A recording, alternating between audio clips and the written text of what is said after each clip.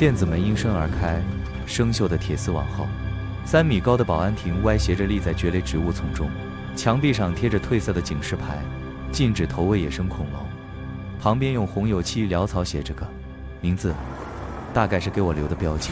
推开吱呀作响的铁门，霉味混着泡面残渣的酸腐气息扑面而来。墙角的行军床上落着叠得整齐的保安制服，枕边压着本恐龙行为应急手册。扉页用钢笔写着前任保安的留言：遇到异常立刻锁门，别信任何人。我皱了皱眉头，把这句话默默记在心里，将行李随手扔在床上，开始整理自己的物品。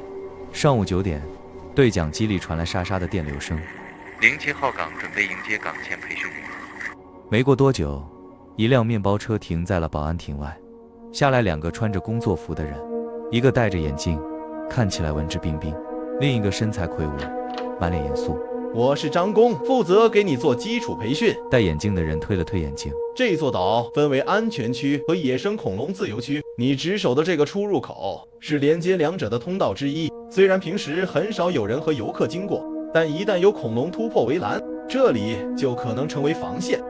他详细地给我讲解了监控设备的使用方法、报警系统的操作流程，还有遇到不同恐龙时的应对策略。记住，张工神色凝重，这里的恐龙和你在电影里看到的不一样，它们经过基因改造，有些甚至拥有超出常理的智慧。培训过程中，魁梧的那人一直站在旁边，一言不发，只是时不时用一种奇怪的眼神打量我。等培训结束，2人准备离开时，他突然凑近我，压低声音说：晚上在保安亭别发出声音。还没等我追问，他就被张工拉走了。中午12点，我泡了桶泡面当做午餐，坐在监控屏前12块屏幕里，除了摇曳的树影和偶尔窜过的小型迅猛龙，再无其他异动。我百无聊赖地翻看着应急手册，上面详细记录了各种恐龙的弱点和攻击方式，但看着那些狰狞的图片，我的心里还是忍不住发怵。